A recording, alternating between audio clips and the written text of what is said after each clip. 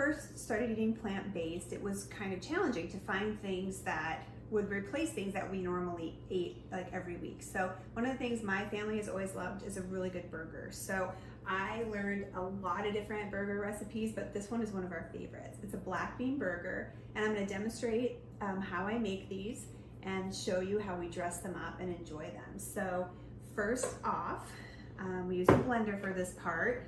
We take just some regular old black beans. I usually use them out of a can, but you can make them, you know, from hard beans as well.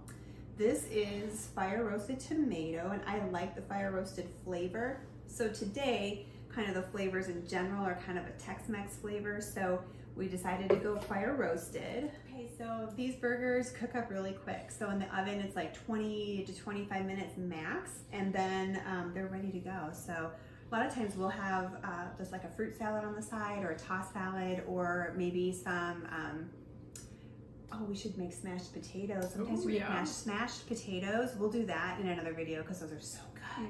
And there's no oil, no fat. They're so delicious. So, and then we'll follow up with these amazing desserts. I don't know though if I can wait. I might need to start with that.